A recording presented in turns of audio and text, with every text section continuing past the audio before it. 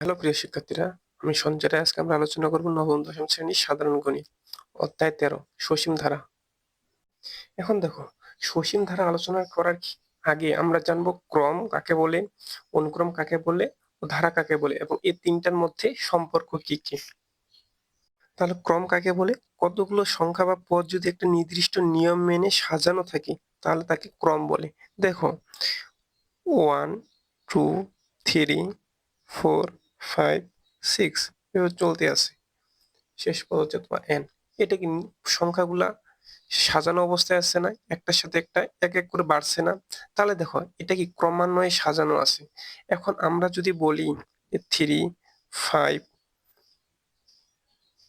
7 9 11 ডটে চলতে আছে, তাহলে কি এইখানে এক এক করে বাড়ছে, ক্রমান্বয়ে সাজানো আছে। কিন্তু এখানে তোমার 2 করে বাড়ছে, এটাও ক্রমান্বয়ে সাজানো আছে।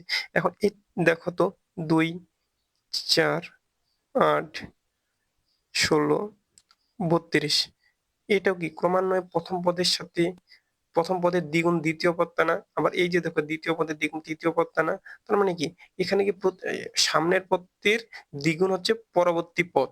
তার মানে কি এটা একটা ক্রমান্বয়ে সাজানো আছে না? এটাকে আমরা বলতে পারি ক্রম। অথবা আমরা বলতে পারি, দোকানে কোনো কিছু যেভাবে আমরা সাজাই বা কোনো নাটক বা সিরিয়ালের কথাগুলা যে আমরা সাজাই, ক্রমান্বয়ে সাজাই বা ধারাবাহিকভাবে সাজাই, সেটা কি? সেটা একটা ক্রম না? তারপর হচ্ছে তোমার ছোট থেকে বড়, এটাও একটা ক্রম। বড় থেকে ছোট, এটাও একটা ক্রম। বা শিশু থেকে বৃদ্ধ, এটাও একটা কি ক্রম। তাহলে আমরা ক্রম বলতে পারি যে সাজানো সংখ্যার লিস্ট বা সংখ্যাগুলোর ধারাবাহিক লিস্ট। দেখো তো, অনুক্রম। অনুক্রম কি? ধরো আমি লিখলাম যে 1 2 3 4 5 এভাবে n পর্যন্ত লিখলাম। এখন দেখো, এখানে আমি লিখলাম 2 4 6 8 10, আর এখানে কি 2n। দেখো তো, এই যে উপরের যে ধারার ক্রমটা আছে, এটার কি দ্বিগুণ দ্বিতীয় ক্রমটা না? 1 এর দ্বিগুণ কি 2, 2 এর দ্বিগুণ 4, 3 এর দ্বিগুণ কি 6, 4 এর দ্বিগুণ 8, এভাবে কি আবার n এর দ্বিগুণ দেখো 2n। তাহলে দেখো তো, প্রত্যেক স্বাভাবিক সংখ্যা n তার দ্বিগুণ সংখ্যা হচ্ছে কি 2n এর সাথে সম্পর্কিত কিনা? তাহলে অর্থাৎ আমরা বলতে পারি যে স্বাভাবিক সংখ্যার সেট কোনটা? 1 2 3 4। বুঝছো? এই সেট থেকে থেকে একটা নির্দিষ্ট নিয়মের মাধ্যমে যোগবোধক জোড় সংখ্যা কোনগুলো? দেখো তো, 2 4 8 6 8 10 2n এই পর্যন্ত পাইছি না? আমরা কি 2 4 6 8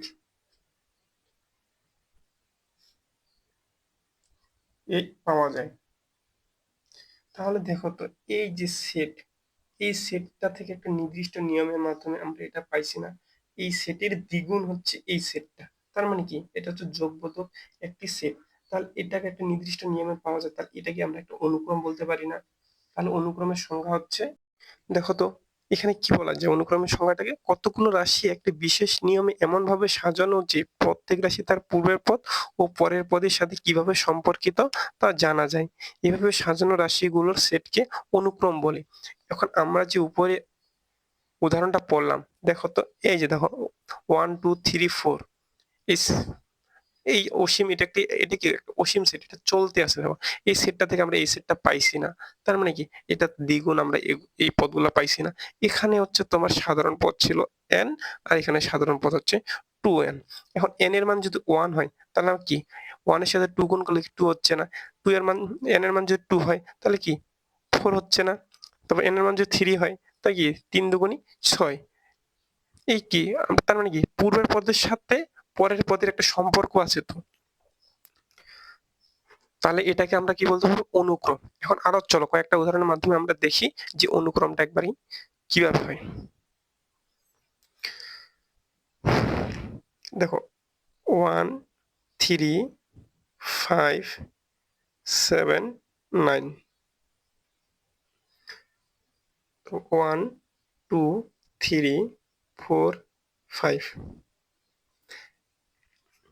কয়েকটা উদাহরণ লিখি। 1, 4, 9, 16, 25। এখন দেখো তো, এই যে এটা কি 1, তারপর 2, তারপর 3, 4, 5, এটা কি ক্রমান্বয়ে আছে না? এটা কি আমরা এখানে n, এটা কি স্বাভাবিক বা সাধারণ পদ n না? এখন n এর মান যদি 1 হয় তাহলে 1, n এর মান 2 হলে 2, তাহলে এখানে শেষ কি? শেষ অসীম পদটা হবে n, বা এটা সাধারণ পদ হচ্ছে তোমার n। এখন দেখো এই উদাহরণে এখানে কি আছে 1, 3, 5, 7, 9, এখানকার একটা সাধারণ আকারে প্রকাশ করা যায় কিনা দেখো তো। যদি আমরা এটা সাধারণ আকারে লিখি যে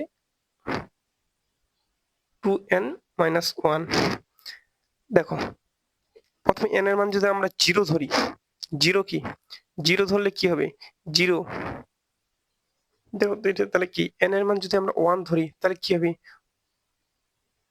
2, 1 এর সাথে 2 গুণ করলে 2, 2 থেকে 1 বিয়োগ করলে কি হবে 1 আসতেছে। আবার n এর মান যদি আমরা কি ধরি 2 ধরি তাহলে কি 2 দুগুণে 4, 4 থেকে 1 বিয়োগ করলে হচ্ছে 3, n এর মান যদি 3 হয় তাহলে কি হবে 6, 6 থেকে 1 বিয়োগ করলে 5 বা 5। তার মানে কি একটা সাধারণ পদ এটা না? তাহলে এটার আমরা সাধারণ পদ বলতে পারি যে 2n-1। এখন দেখো তো এই যে উদাহরণে এখানে কি আছে 1, 4, 9, 16, 25। তার মানে কি এটা কি 1 এর বর্গ, এটা 2 এর বর্গ, এটা 3 এর বর্গ, এটা কি 4 এর বর্গ, বলা তো যায় কিনা? তাহলে আমরা এখানে কি এটা স্বাভাবিকের উপর, স্বাভাবিক সংখ্যার উপর বর্গ। তার মানে কি n এর মান যদি 1 হয় তাহলে 1, n এর মান 2 হলে কি হবে 4 হবে, n এর মান যদি 3 হয় তাহলে 9, n এর মান কি 4 হলে 16। চলো আরেকটা উদাহরণ দেখি। 1 ডিভাইডেড 2, 2 ডিভাইডেড 3, 3 ডিভাইডেড 4, এভাবে চলতে আছে তোমার। তাহলে এখানে কি দেখো তো, এখানে কি n হচ্ছে n, y দেখো উপরে লবগুলা কি কি আছে 1, 2, 3, আর হরগুলা কি আছে 2, 3, 5, মানে 2, 3, 4। তার মানে কি এখানে কি হর একটা কম আছে, বেশি হয়েছে না? উপরে কি 1 ছিল, নিচে হচ্ছে 2, উপরে 2 ছিল, নিচে হচ্ছে কি 3। তার মানে কি এখানে আমরা যদি স্বাভাবিক সংখ্যা উপরে কি হয়, উপরে 1 হয়, দেখো 1, 2, 3, এখন নিচে কি এই স্বাভাবিক সংখ্যা থেকে 1 বেশি গেছে না? স্বাভাবিক সংখ্যা কি n, n এর সাথে কি 1 বেশি। এখন দেখো তো আমি যদি n এর মান 1 ধরি তাহলে কি উপরে 1 থাকতেছে, আর 1 প্লাস 1 ইকুয়াল কি হচ্ছে 2। যদি n এর মান আমি 2 ধরি তাহলে উপরে 2 থাকতেছে, 2 প্লাস 1 কি 3। তাহলে এটা কি সাধারণ, সাধারণ পদটা হচ্ছে তোমার n, n প্লাস 1, আর এটা হচ্ছে n স্কয়ার। দেখো ধারা এখানে কি বলছে, কোন অনুক্রমের পদগুলো পরস্পর প্লাস চিহ্ন দ্বারা যুক্ত করলে একটি ধারা পাওয়া যায়। আমরা কি অনুক্রমগুলো কি পাইছি দেখো 1, 2, 3, 4, 5, 6, এভাবে চলতে আছে n পর্যন্ত।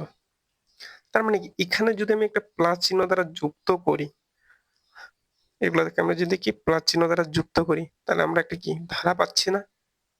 ধারা পাচ্ছি। এখন এখানে আবার দেখো 3, 5, 7, 9, দেখো এখানেও যদি আমি কি প্লাস চিহ্ন দ্বারা যুক্ত করি তাহলে এখানে একটা কি আমি ধারা পাবো না? এখন দেখো এখানে যদি আমি ধরলাম 101, এটা কি শেষ পদ? শেষ পদ কি আমার জানা আছে না? তার মানে এটা কি সসীম ধারা।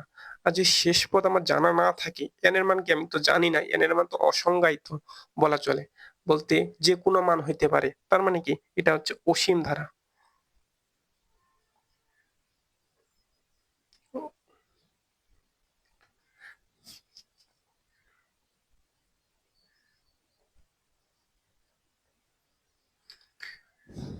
তাহলে আমরা কি ধারা ইকুয়াল কি লিখতে পারবো, অনুক্রমের যোগফল।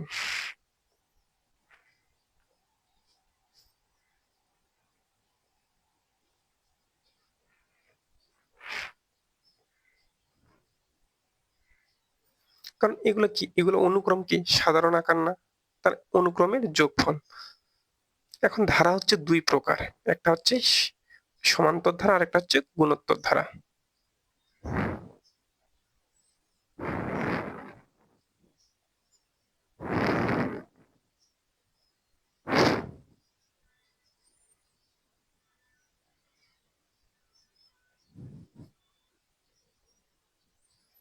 তার মানে কি, তাহলে দেখো তো সমান্তর ধারা কথাটা তারা কি বোঝাচ্ছে? সমান্তর তারা মানে কি সমান্তরাল আকারের মতো চলবে কিনা? তার মানে এখানে কি সমান্তর মানে হচ্ছে তোমার সমান বলতে যোগ আকারে। দেখো যোগ বলতে কেমন, পূর্বপদের সাথে পরপদ, এখানে আবার পরপদের সাথে তার পরবর্তী পদগুলা যদি সমান্তর হয় মানে কি সমান হয়। এই যে দেখো তো, এই যে 1 থেকে যে আমি 2 গেছি এর ব্যবধান কত? 1 না? তারপর কি 2 থেকে 1 3 ব্যবধান কত? 1 না? 3 থেকে 4 এর ব্যবধান কি 1 তো। তার মানে কি এই যে ব্যবধানগুলা যদি সমান হয় তাহলে এটা কি হবে? সমান্তর ধারা।